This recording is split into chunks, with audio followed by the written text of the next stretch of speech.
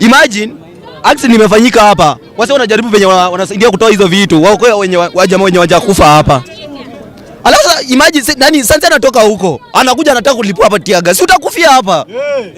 Lakini mbona serikali wanafanya hivi? Si watu wanangangana wenye wanaokoa watu wenye maisha ya watu. Paka imagine huyu dere wamedilisha paka huyu dere amekufa bwana. Hapo amekufa. Paka wamedilisha paka huyu dere amekufa bwana. Alafu sasa anakuja hapa anataka kulipua tiaga. Mimi nimengana sister yangu hapa kumtoa kwa gari ndani anavunjika miguu na majamaa na watch makarau. Kani maskara umepewa kazi tukae hivi. Tuwezi kadi. Enough is enough. Polisi wa Chimoi ukiwaambia kuna mahali wanatengeneza pombe watafika mapema.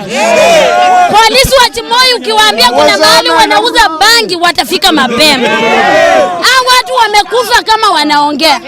Mbona polisi wakufika? Wakati wamefika mbona hawajawatoa? Tunaongea tukiwa na uchungu. Kitu ambayo imesababisha hii accident kufanyika, mimi nimefuatana haya magari nikitoka Chimoi. Hii trailer ambayo imepepa miti, tafadhali ilikuwa overspeed.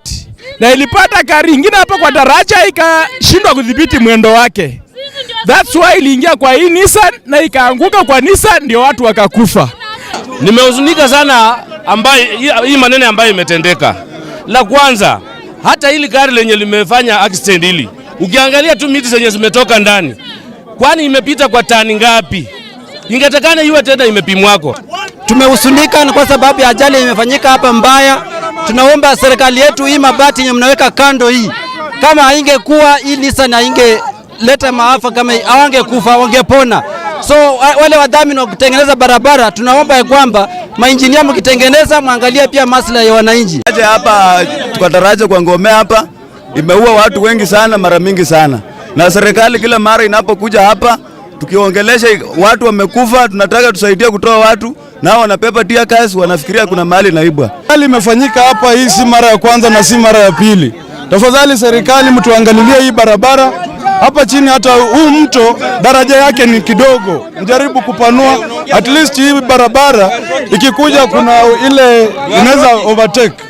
Serikali chenye tumeona hapa kimetuzidi umri na tumechoka. Watu wa Nairobi wamepoteza maisha yao na walikuwa wamefika nyumbani. Barabara tukikaribia kwa daraja pale badala ya kuwa iko narrow at least to overlap hiyo barabara. Zile grease za mabati kando tujaribu kuziunda. Cheki walisema kuna dualling ya hii barabara ya kutoka Nairobi hadi Malaba, si ndio?